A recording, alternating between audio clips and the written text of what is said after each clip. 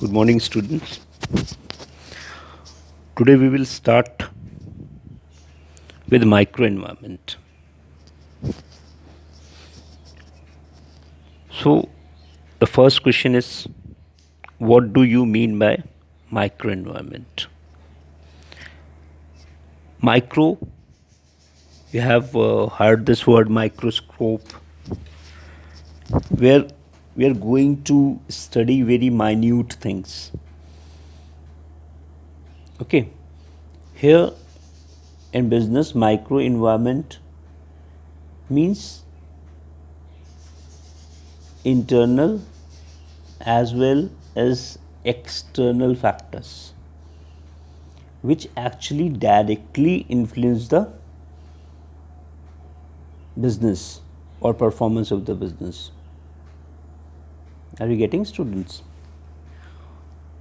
They have a direct bearing on the working of the business. We have already done that there are two types of bearing: direct bearing and indirect bearing, technological, social.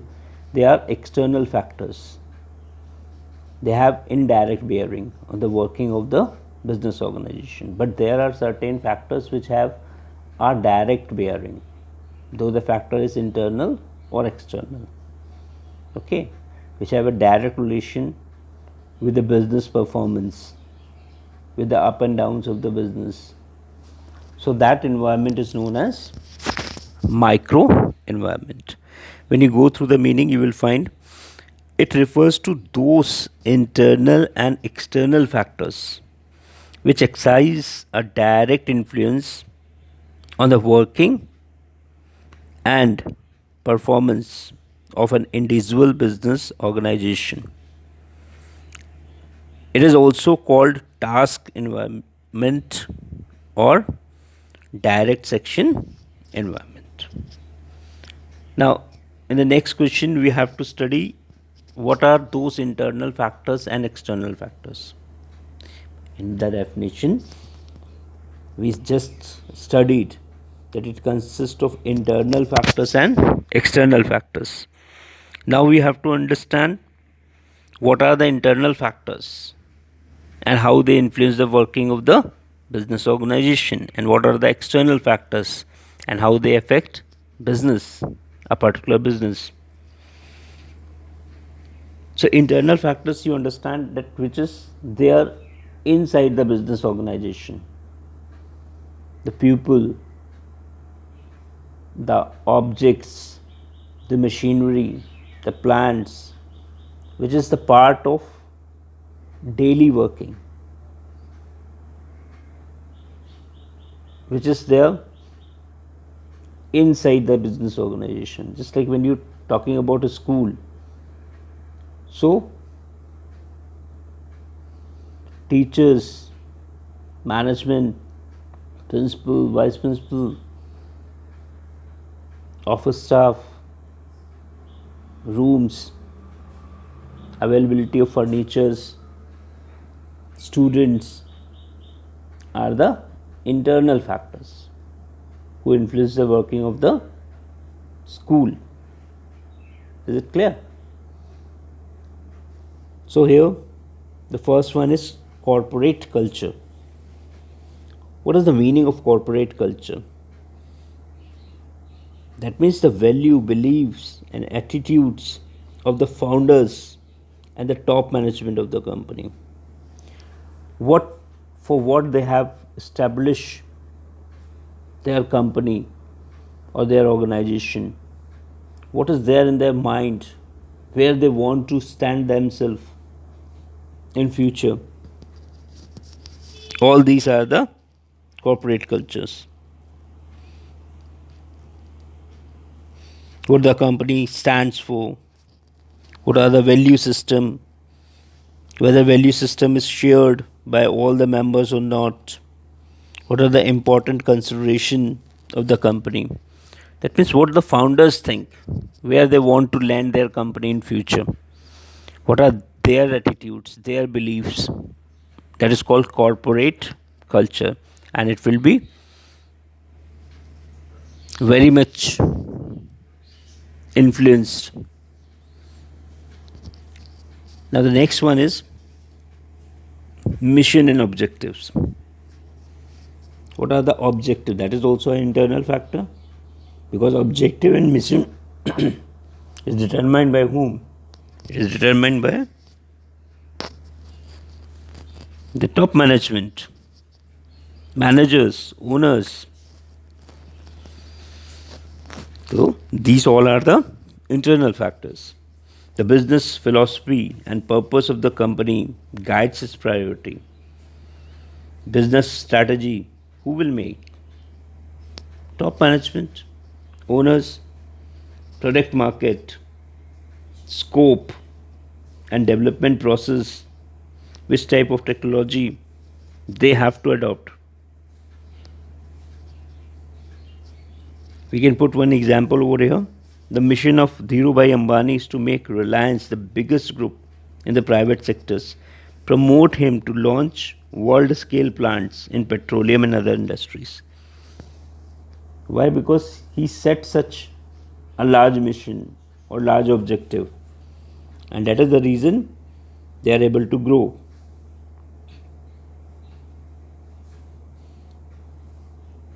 Then the next one is management structure. The composition of the board of director, management structure. That means the composition of the board of directors, their qualification. If they are highly qualified, they are able to make a good decision.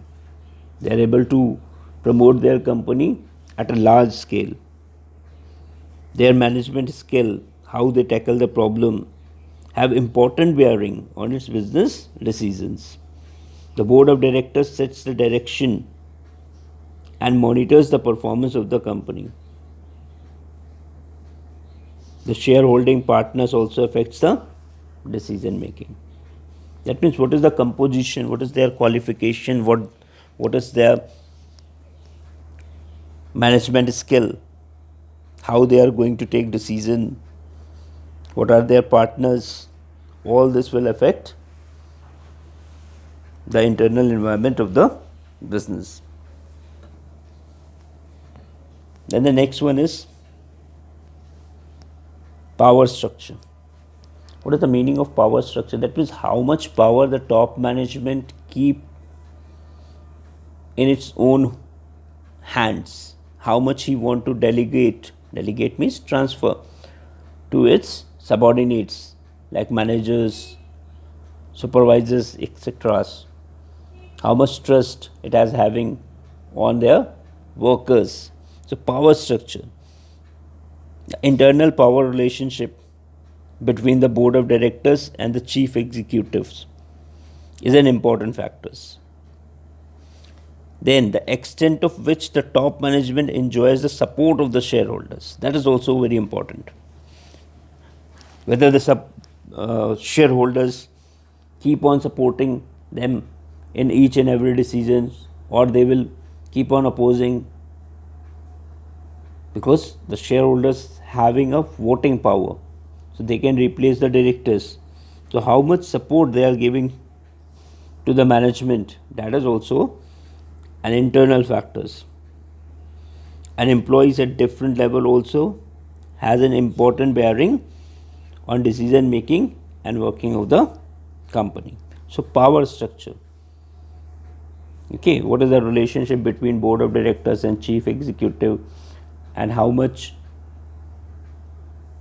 the board of directors shares its decisions with their subordinates like managers and other executives. So this will also shows the internal power structure.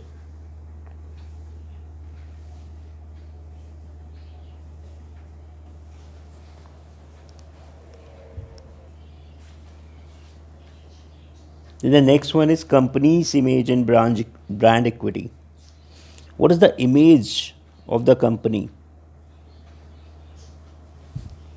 in the eyes of the outside world? Whether the company has established its own brand in the market or not. That is also our internal factors. Because branding will give the reputation and with the help of branding, they have a good relations with their creditors, suppliers, shareholders, and banks and other financial institutions can easily trust. They are ready to give the finance at any moment. So that is, and brand and equity is developed. It's an internal trademark. It's an internal part of the business organization. The image and the brand equity of the company plays a significant role in raising finance. I just told you. Forming alliance. Alliance means tie up, mixed with, or you can say it's a type of partnership. Forming alliance.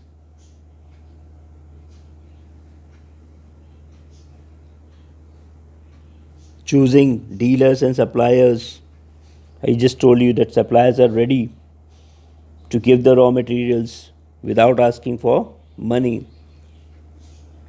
Launching new products, that is also, if anything, if Reliance want to launch anything, or Bajaj want to launch anything, or Tata want to launch any new product, it is very easy for them to launch. They need not to explain about their companies because brand is already established in the market. They need not to promote the thing at very high level.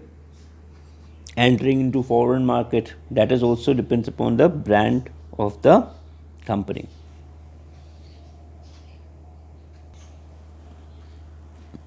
Now the next one is human and other resources.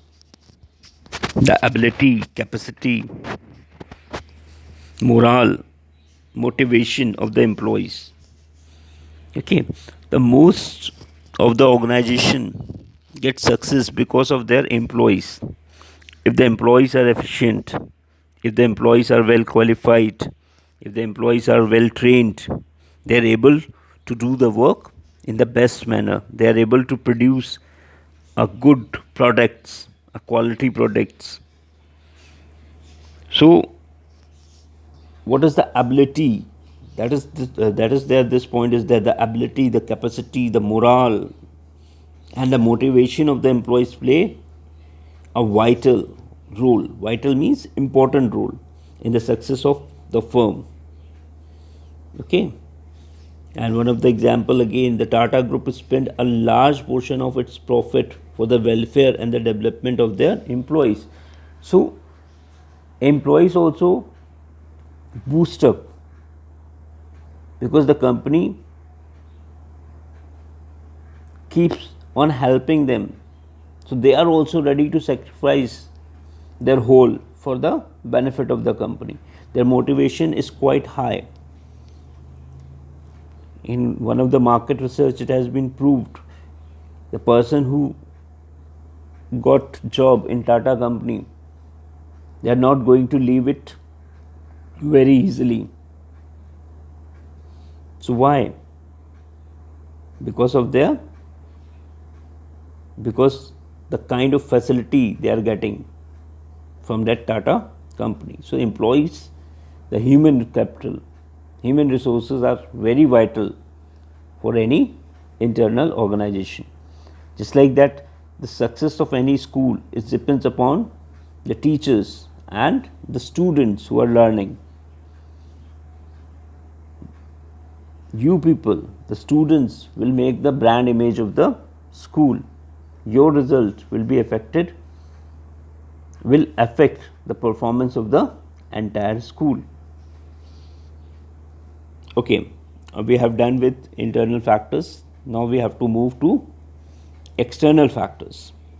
What are the different external factors which influence business environment?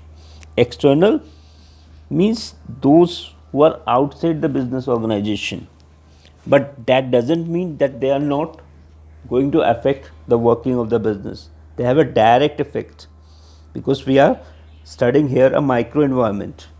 The first one is customer. Without customer, no business can prosper. Every business is established to sell its product,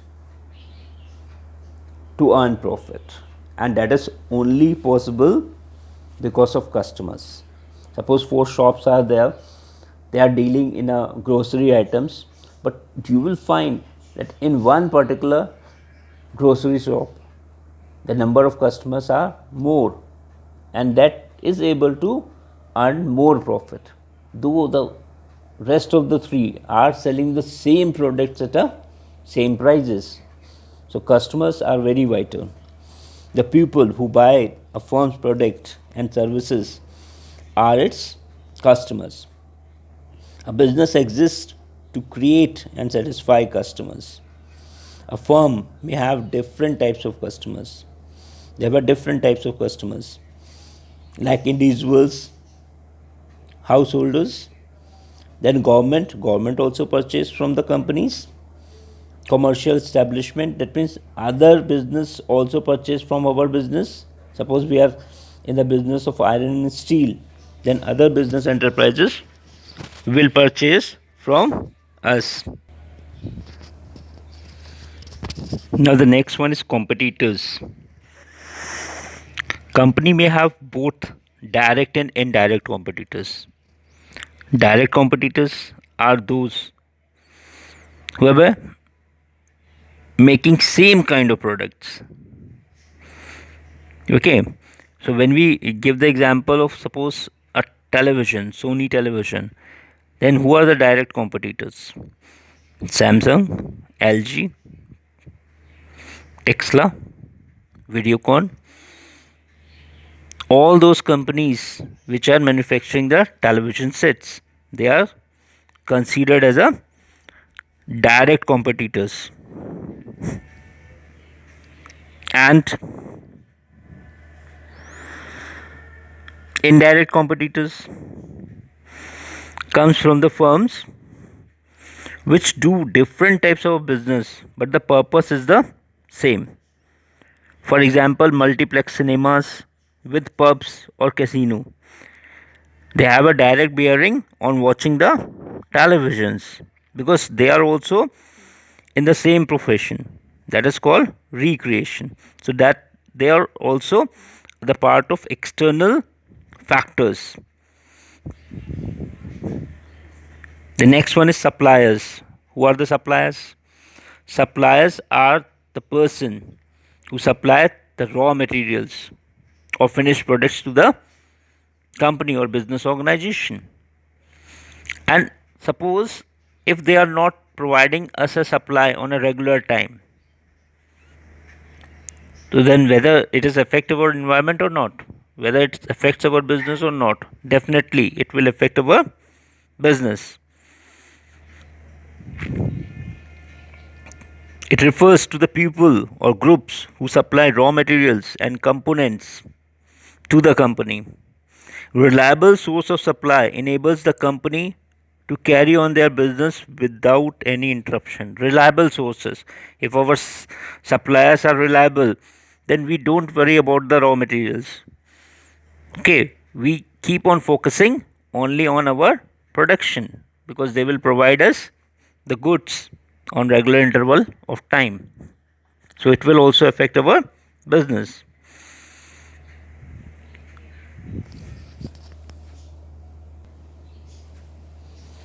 The next one is middlemen or brokers. So middleman acts like agent, and wholesalers and retailers act as a link between the company and its customers. Transportation firms and warehouse assist in the physical distribution of the goods. So they are the external factors, but they may also affect the business working or performance of the business. If the wholesalers are ready to purchase your products, so you need not to worry about your marketing and selling. If transportation companies are ready to supply your goods, or warehousing firms are ready to accept your goods without any problem, that means you are also able to produce more, or you are able to sell more. So these are the external factors, but they are also very vital. Then the most important, that is financiers. Finance is known as the lifeblood of any company. The shareholders, financial institutions, debenture holders, and bank provide finance to a company. So, if they are not ready to provide you finance on the time of your requirement, then you are not able to produce goods without interruption, without any interruption, or you are not able to produce goods in a large scale. You have to limit with a limited capital only. So, they are also very important factor of the company. Now, student, we have to switch over to our last topic, that is a SWOT analysis. SWOT, SWOT analysis. So, you have to understand what is the meaning of that SWOT analysis. It is an acronym for strength. S stands for SWOT, S stands for strength, W stands for weakness, O opportunity, and T stands for threat.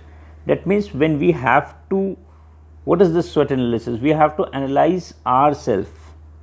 It's a process of analyzing a business firm by its own, because each person has its own strength, own weakness, and the person will get opportunities also, and it has some threat also from the outside world.